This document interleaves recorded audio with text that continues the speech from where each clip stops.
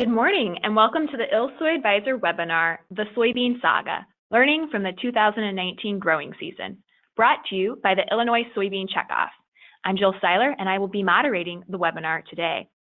A couple of housekeeping items to start with this morning. If you included your CCA number when you registered for this presentation and you stay with us for the entire webinar, your number will automatically be submitted for 1 CEU in crop management. If you are listening to a recording of this webinar, you will need to go to the Certified Crop Advisor website, log into your account, and apply for a self-study credit.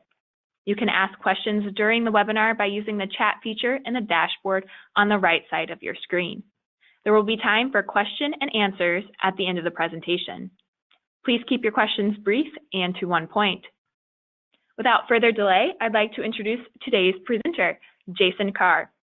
Jason is one of ISA's 2019 CCA Soy Envoys and is currently a Technology Development Representative for Bayer Crop Science. He earned a bachelor's in horticulture and a master's degree in molecular genetics, both from the University of Illinois. He began his career in plant breeding with peppers, which he did from 2005 to 2007, when he then switched to soybean breeding, which he did until 2017 before he accepted his current position. Well, I'll hand it off to you now, Jason. Take it away. Thanks, Jill. Good morning, everybody. Thanks for calling in. I'd like to talk a little bit today about the crazy 2019 growing season and some of the things that we learned from that and some things that we maybe don't want to repeat in the future also. So today I'd like to start off with a summary of the weather. I don't have to remind anyone how challenging this year was, but I'm going to go through a little bit of the weather that we went through and kind of set up how it relates to the trial results that we came up with. I'd also like to talk briefly about weed management and some of the struggles that we had this year, and then I'll get into trial results and what we can learn from them. So starting off with the weather, I went to the Illinois State Climatologist website and just grabbed some headlines from their blog, kind of a synopsis of what we went through this year. Like I said, it's really fresh in our minds and everybody remembers. If you look at just kind of as a starting point, the graph on the right-hand side, our precipitation departure from normal for the year, obviously we were wet pretty much all year long, with the exception of in July when it turned a little bit dry. But again, you know, we were only about an inch less than normal even in July. So overall, we were extremely wet. So as you remember, in March, it was cold and at the beginning of the month, and it rained and stormed all through the end of the month. When April came, we continued to get rain, it continued to be cool, and we even got snow late in April. May, it continued, it was exceptionally wet and stormy. You know, most growers didn't get very much done in April and May. Even some didn't plant at all until we got into June. So again, this is not telling anyone anything they don't know, just kind of setting up the weather that we went through and give some context for the results that we have in our trials. So June started off wet, but we did start to be able to plant then, kind of that for a few days into June, and it warmed up towards the end of the month. When July came along, that's when it turned off a little bit dry for most of the state. The kind of that abnormally wet weather kind of came to an end, or more like a pause. When we got into August, it was kind of the flip side of what it had been earlier in the year. We had a lot of, you know, probably more excess rain in the northern part of the state compared to the south early in the year, even though we had excess rain throughout the state. But in August, it got a little bit drier up north for a short time. It was wet in the southern central part of the state down to about Interstate 64, where it was dry south of there also. So all of our trials, for the most part, are in the central and northern part of the state. So as I go through some of the results, I'll talk about how the minor differences in weather affected some of those. In September, it was hot, very warm. In fact, the fourth warmest September on record. And it got wet again in the north. There was a lot of flooding up there, and it stayed dry in the south. And then in October, it was very warm at the beginning of the month, and we all remember the snow on Halloween. So it was record-breaking hot early and record-breaking low, or record nearing low towards the end of the month. When we look at the precipitation, so this is our research site in Roanoke, Illinois, Woodford County. For the year, we were above average precipitation for the entire year. So it did come back a little bit towards normal in July and August, but we had plenty of rain, plenty of moisture throughout the year. And you can see there, if you look at the bottom graph, the bottom chart there, we didn't get a whole bunch of big rains. We got plenty of rain, and we got a whole lot of small rains and rainy days, with the exception of then in October, we had a really big rainfall event. So what did that mean for planting and for agriculture? Again, this is nothing new to anyone, but as far as planting, this is June 2nd. The NASS report from June 2nd, we were about 20% planted, which was obviously way behind normal. And looking over the past decade, about 20% less than even our worst year prior to this. So clearly, we were really behind the 8 ball, and so a lot of crops got planted in June. A lot of soybeans were planted in June, the ones that got in the ground. And then, of course, there was plenty of prevent plant acres also. Temperature-wise, you can see from this graph, we were fairly normal for the year compared to the last 15 years. With the exception of, I want to focus on that little piece of the graph from the beginning, about the first week in September through the end of September.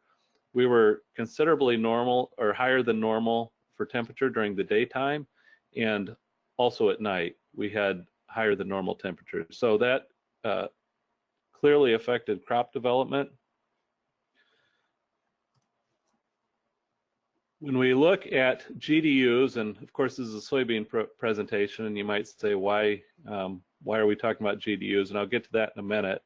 But if you look at the historic trend line, which is the purple line, compared to this year, which is the green line, you can see we started off kind of behind on GDUs.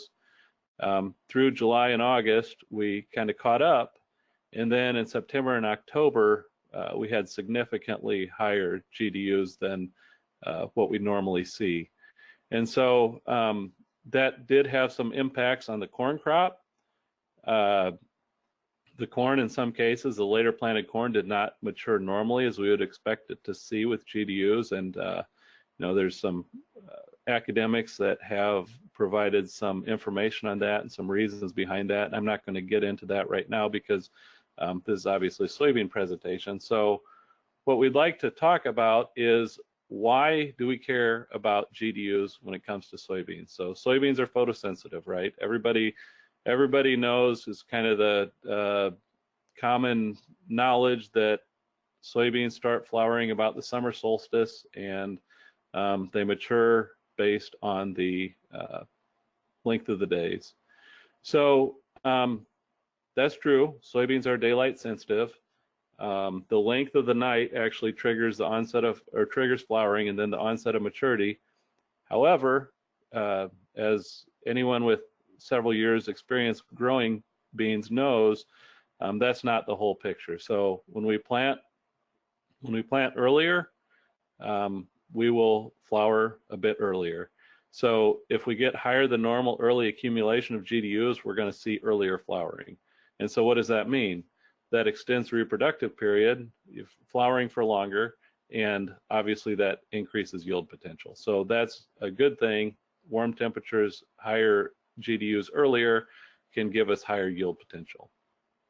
So GDUs also affect plant maturation, and that was a big factor this year. So we had a large accumulation of GDUs late in the season, and that allowed the soybean plants to finish strong, especially the later planted beans, and they were able to kind of pick up some of the yield they lost by being planted later. So in general, later planted beans, well, planting about 1 week later roughly correlates to about a 2-day extension of the growing season. So, you know, for this year, we had a really excessively wide planting window. So as I'm going to talk about here, when I show some of the data, we planted from the beginning of April until the middle of June. And so over a 2.5, month period, about 10 weeks gives you about 3 weeks longer, or a 3-week difference in the maturity of those beans. So one thing I want to talk about just a little bit before I get into the data is weed management. Obviously, weed management was a big challenge this year, and here's an example. Here's a field that I drive by often. You know, I don't know the exact planting date on this field, probably sometime in the middle of June, and obviously it was not clean at planting. You can see it was no-tilled. There are some beans out there that are kind of hard to see, so the beans were coming out of the ground, but obviously the mare's tail and the other weeds had a huge start on the beans. And you know, it's obviously important to start off clean, and that was really magnified this year. And there was obviously situations too where growers were not able to start off clean because they just couldn't get in the ground. They couldn't do tillage. By the time the ground was finally fit to plant, they just went ahead and planted, and they thought they'll catch up later.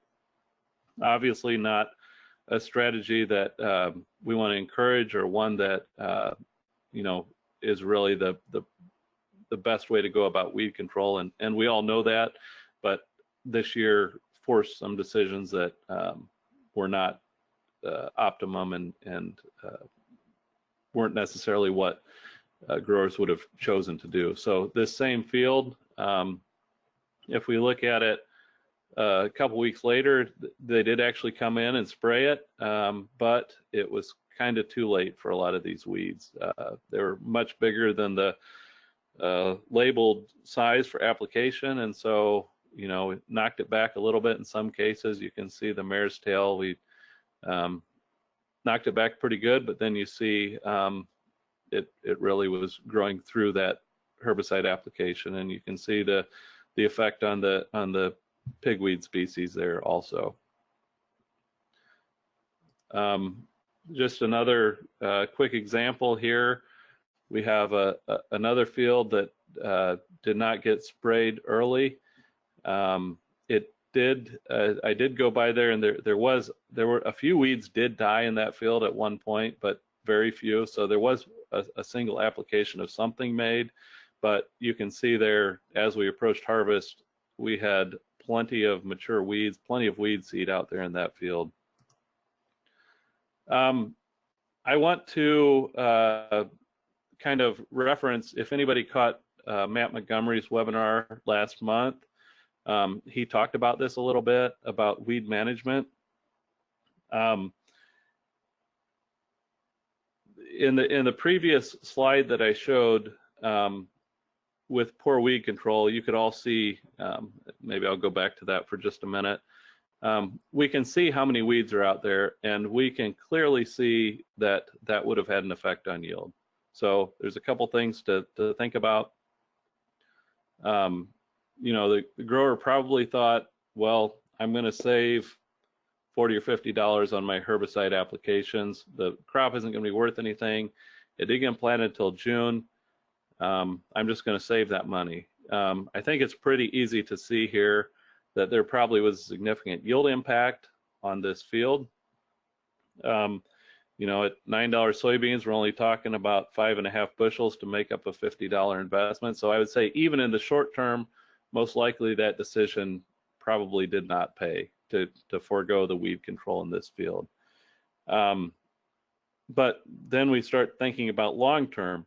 So what does the weed seed bank look like for this field for the future? Clearly, this field is going to be a struggle to control going forward. So what are the future costs then when we have a weed seed bank like this? Or we're looking at costs for weed control, and we're looking at lost yield in the future also.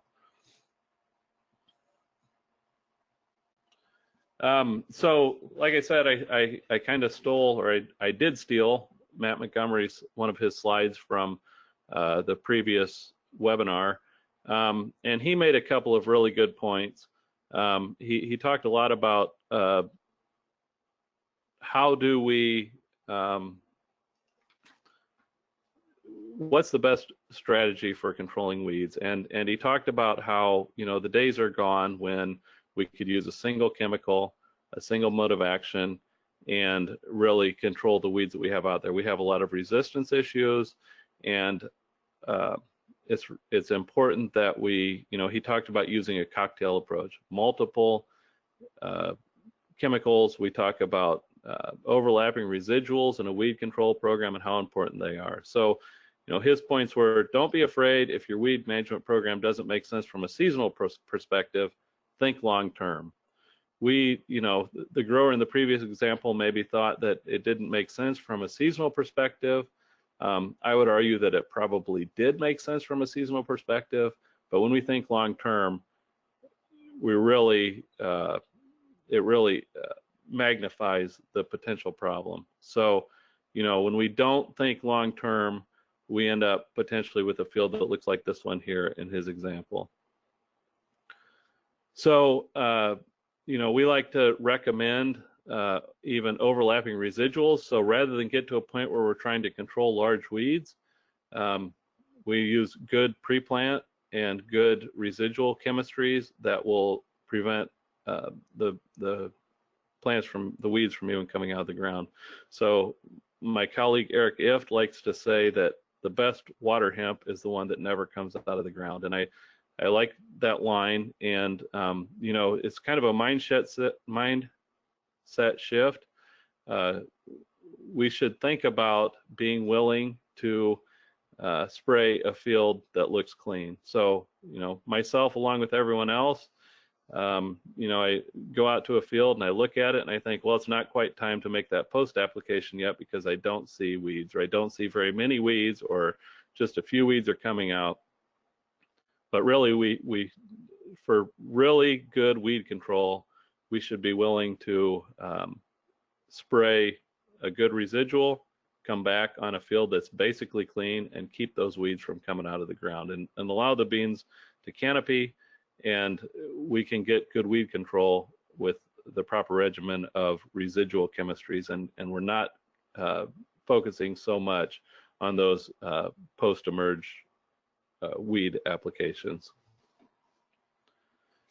So this year, some of these, you know, talking about 2019, these problems were really magnified because of growers being forced to do things that they weren't, you know, comfortable doing in the past, but the weather conditions really forced some decisions that were not kind of typical. So I'd like to move into the trial results now from our trials. And I want to point out here that it's really important to remember that some of this data that I'm going to present is from a single location. So clearly conditions vary across years, they vary across locations, and always want to take into account multi-year data is better, local data is better, you know, on your own farm, test these things out and see how they work on your farm. But given that this was such a different year, there are some things that we can learn. You know, some of these trials illustrate some important points. So the first one I want to talk about is a planting date by seed treatment trial that we conducted here at 3 locations at our Bayer focus sites in Woodford County, Champaign County, and Sangamon County. So first, I'm going to show you some data from a single location because we were able to get more planting dates here at our Roanoke location. We were able to start planting on April 9th, and we planted every 2 weeks through June 18th. We had multiple seed treatments. I'm going to focus here on the untreated, the Acceleron Basic, which is fungicide only, and the Acceleron Standard, which is fungicide and insecticide. All planted at 140,000 in 30-inch rows. So the first thing we can look at when it comes to this is that the seed treatment definitely had a significant effect on stand. So this is an average of the seed treatments that we used compared to the untreated beans. So you can see in those early plantings, it gave us about a 40,000 bump in population, just the treatment compared to the untreated. Into May, it was more like a 20,000 bump, and then it narrowed down to about 10,000 difference in June, which is to be expected. Those early plantings went through some very stressful conditions, which I'm going to talk about here in a little bit, and the late plantings obviously went into good conditions. So we flew this site with a drone on July 27th, and just to kind of get some images and see what we could learn. And the very first thing that jumped out to me from all of our trials at this location was we had these bare spots in these early planted beans. And when I went through and counted rows over and showed where the untreated beans were, they clearly, it was very evident, very visual. And this is, obviously not unexpected given the conditions that we encountered early on in the year.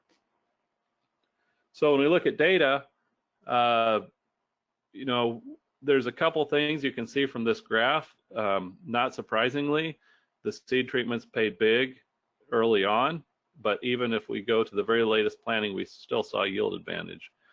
The other thing we can see here, which is maybe a little bit more surprising, is that we really didn't see a huge yield advantage in the early planted beans. So there's only about a little under a 2 bushel difference from the April 9th to the June 3rd planting. And this was a little bit disappointing to me because I thought we got these in the ground so early, we're going to really see a big yield advantage.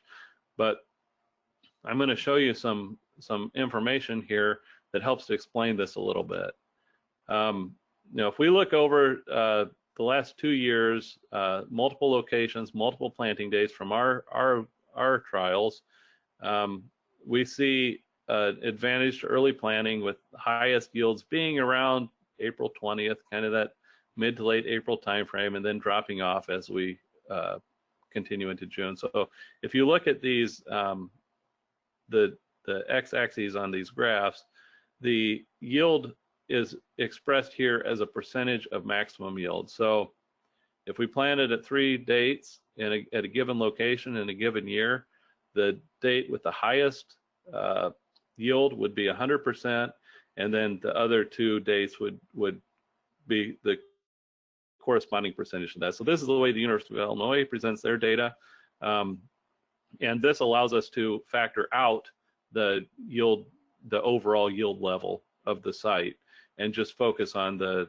where do we get our maximum yield at what planting date. So if you look at, what the data we've gathered over the last 2 years, it very much lines up with University of Illinois data that shows maximum yields around mid-April, and then it kind of drops off about 1/4 bushel a day once you get into May and through into June. And sometimes we do see a greater drop off as we get into mid-June. So one of the reasons we didn't see, there's 2 reasons basically why we didn't see a big yield bump from early planting. So the first is, we talked about the weather conditions.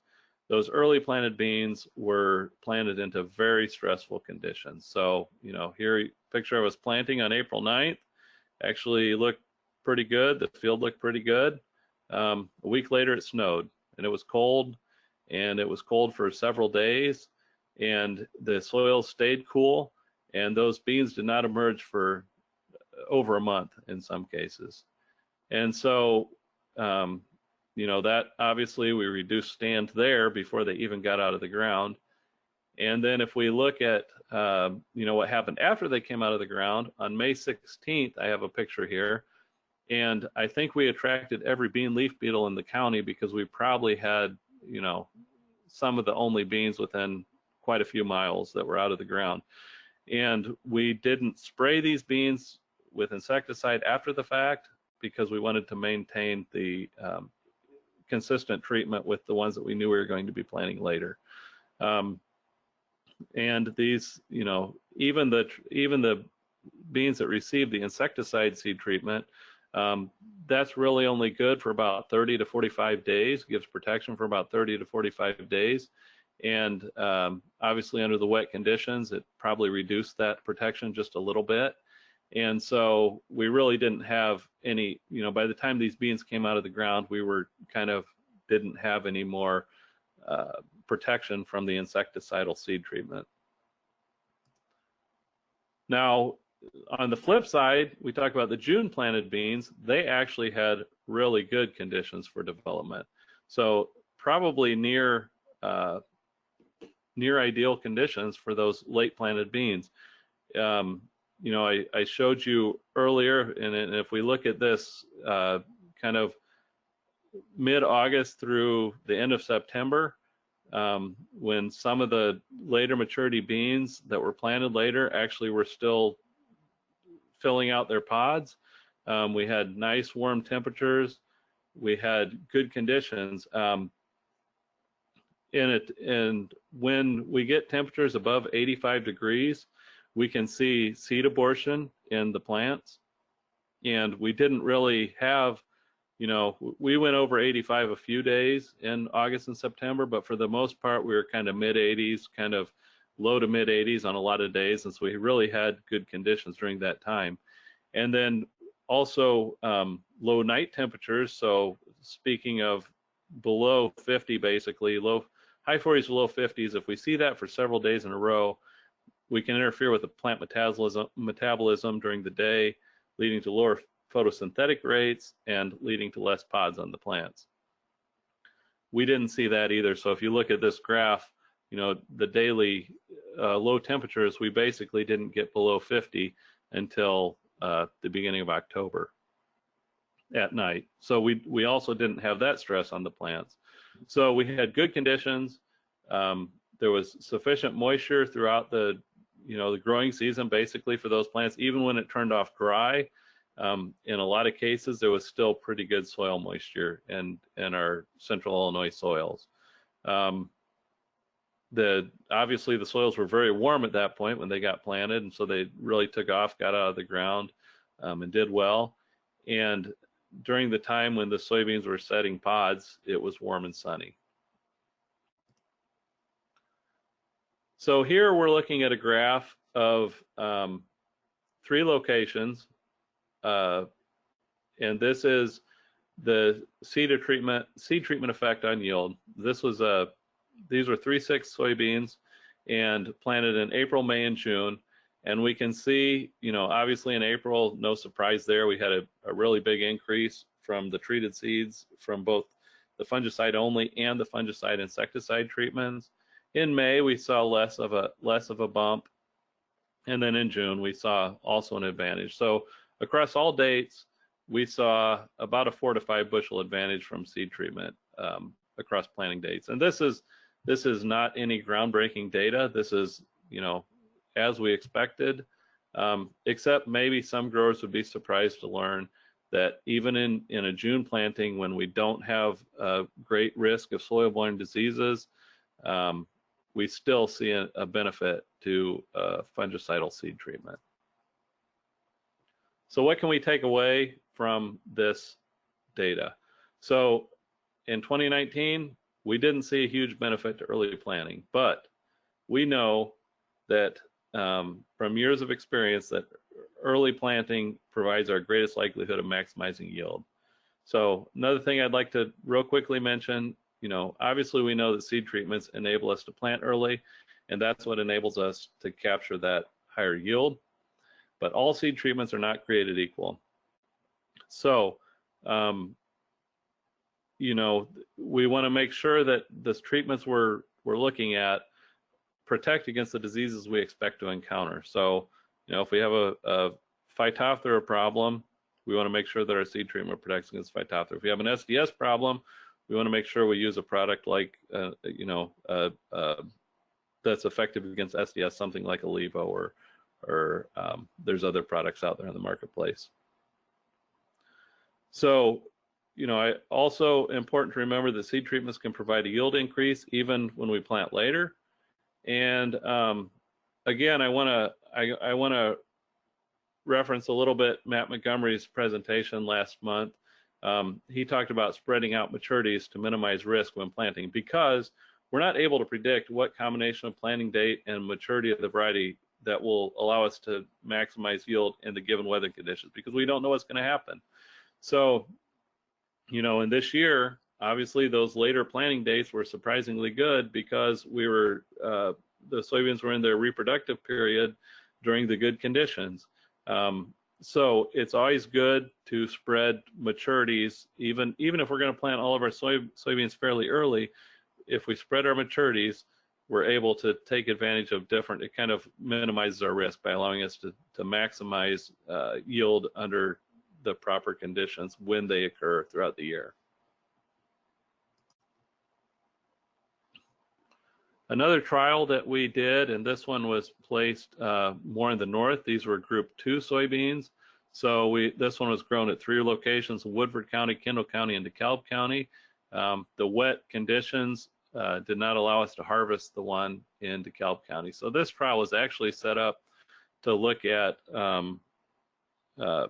disease development and lodging in 20 compared to 30-inch rows and at different populations. Obviously, by planting late, we didn't really, I didn't see too much lodging this year. I really didn't see any, and I'm sure most growers had the same experience. We just didn't have enough growth in the beans to allow them to lodge.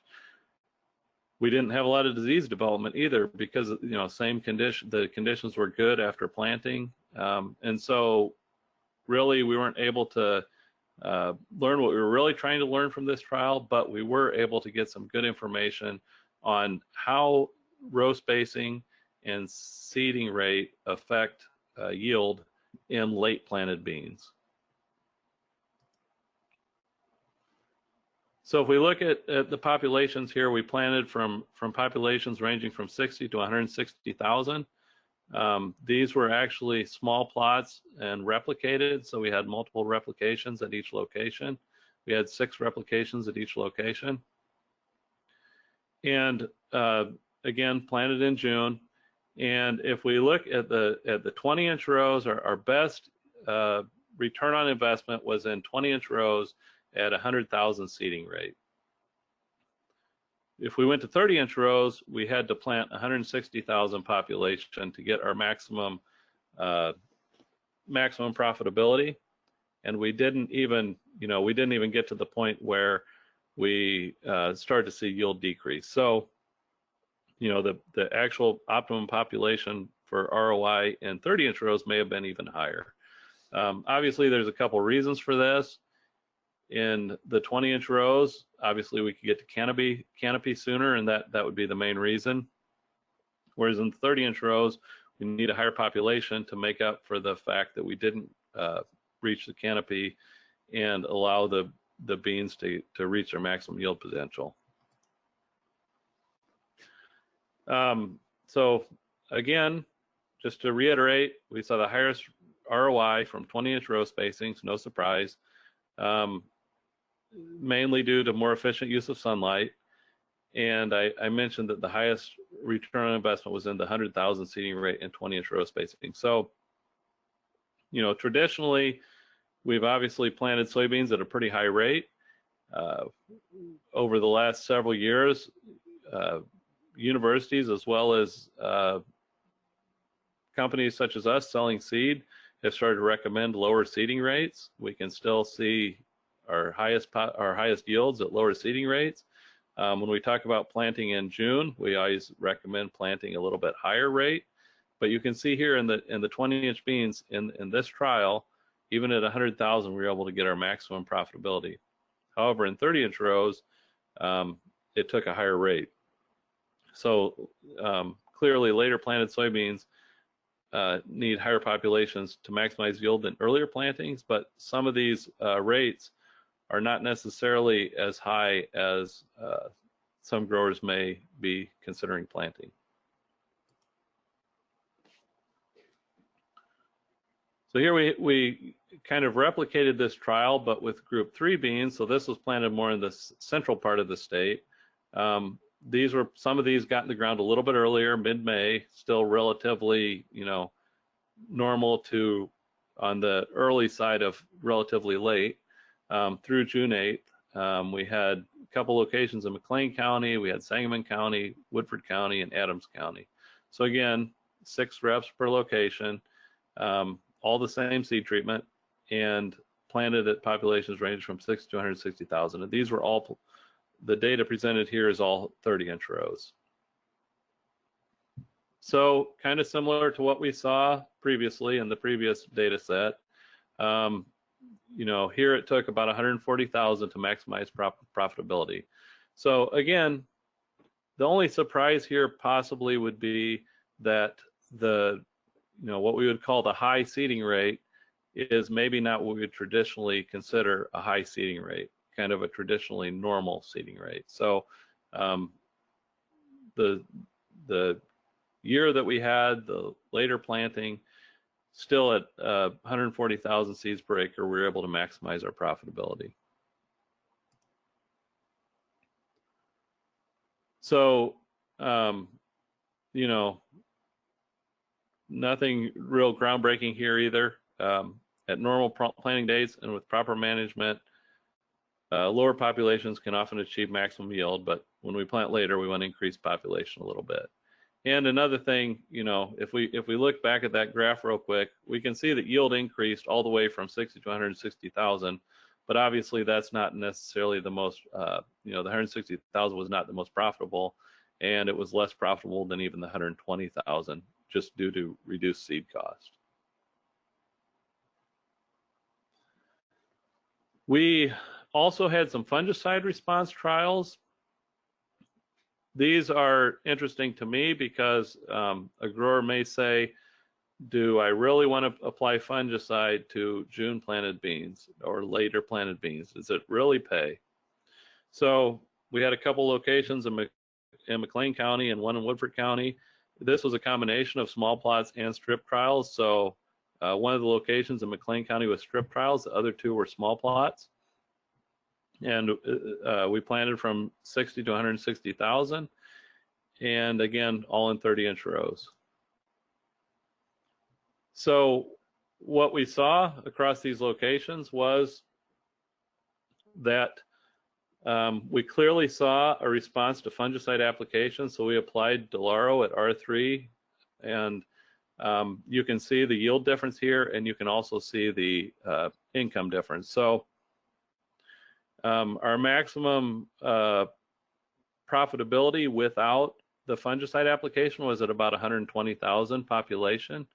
However, with a fungicide application, you can see that the return on investment was pretty stable from 100,000 through 160,000, and it was quite a bit higher, worth about 35 to 40 bushels an acre in extra profit. $35 to $40 in extra profit across these populations when we applied fungicide. So it's important to point out here that we did not find any identifiable foliar disease in these trials.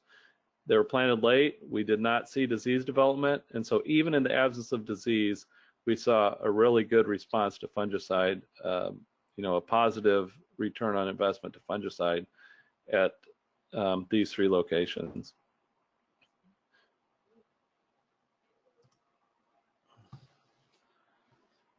When we look, so I pulled out a single location just to kind of for two reasons. This is the first data that I looked at, and so it was interesting to me, but also as kind of a cautionary tale of why we don't like to use single location data. So at the single location in Carlock, we saw basically across populations, we did not see an increase in yield until we added the fungicide. And then we saw kind of a stair-step increase in yield from the fungicide application. So, you know, the conclusion from this, you know, kind of the knee-jerk reaction was, well, you know, any population is good if you don't apply fungicide, but if you're going to use fungicide, push the population higher and higher, and you'll see increased, you know, yield benefit from that.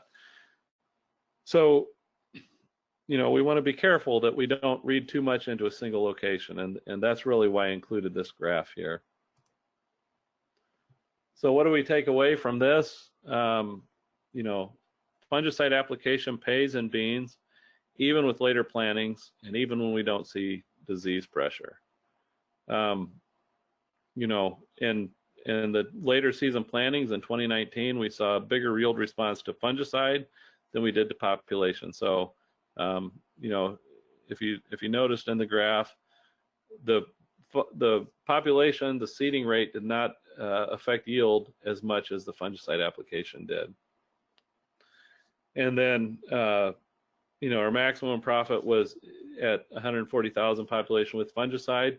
However, there was only about $1 difference in profitability from 100 to 160,000. So you could look at that two ways.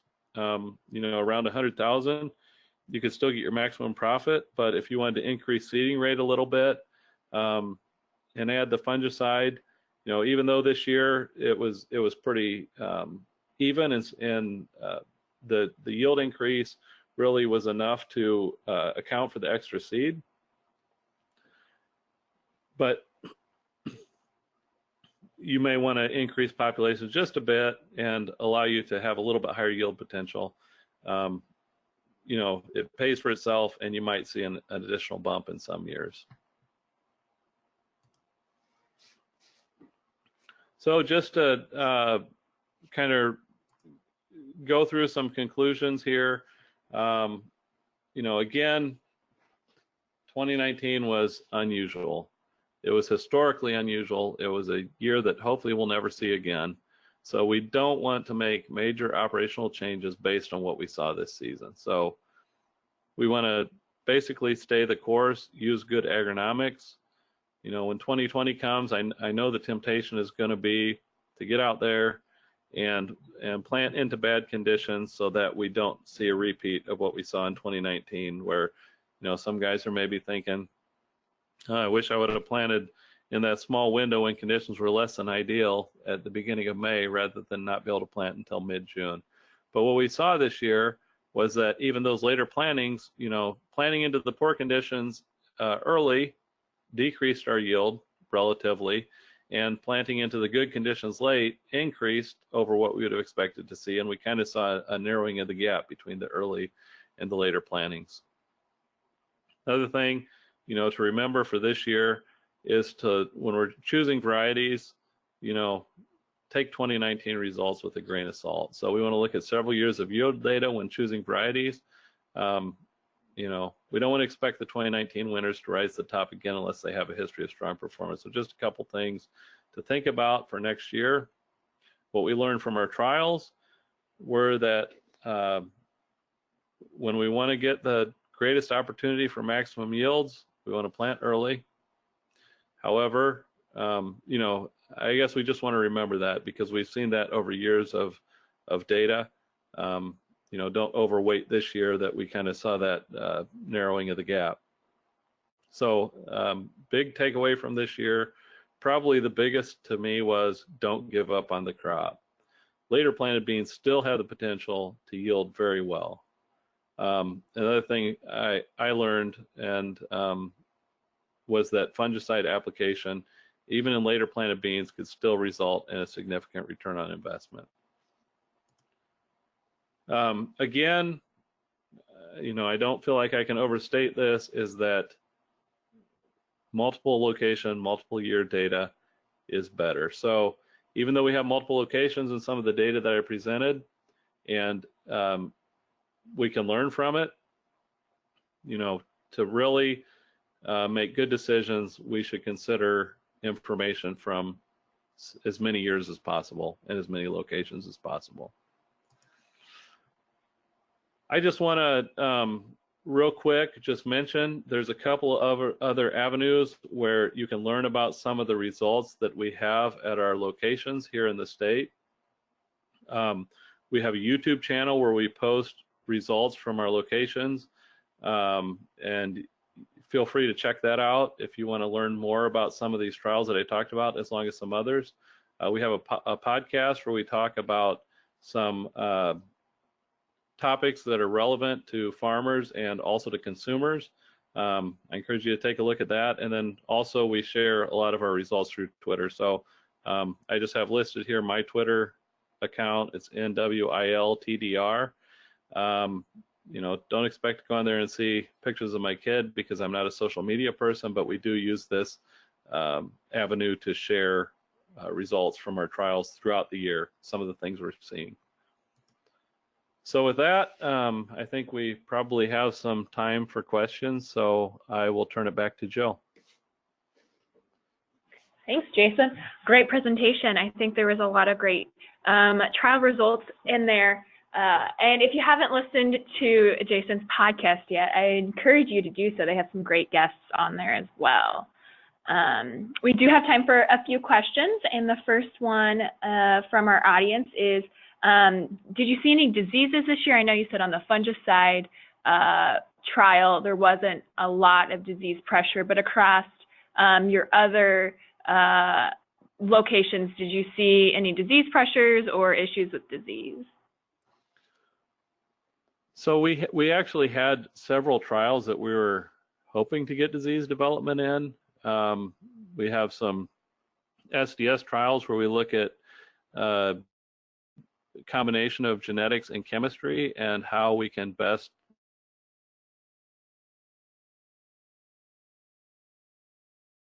Jason, I think we lost you. Apparently experiencing some technical difficulties with our audio, so I think we must have lost Jason. If you do have any questions for him, you can submit those to ILSoy Advisor or add them, follow him on Twitter, and you can address your questions with him there. We will try to figure out what happened to our audio and get that fixed for next time. And you can definitely find this presentation's recording online at ILSoy Advisor in our archives as well as on YouTube. This will conclude our presentation for this morning on the soybean saga, learning from the 2018 growing season. Our next ILSoy Advisor webinar will be January 16th, and you can register for that event or view the recording of this presentation, like I said, or other soybean agronomic resources on the checkoff funded website, ILSoy Advisor. Thank you for attending today, and have a great afternoon. Thanks.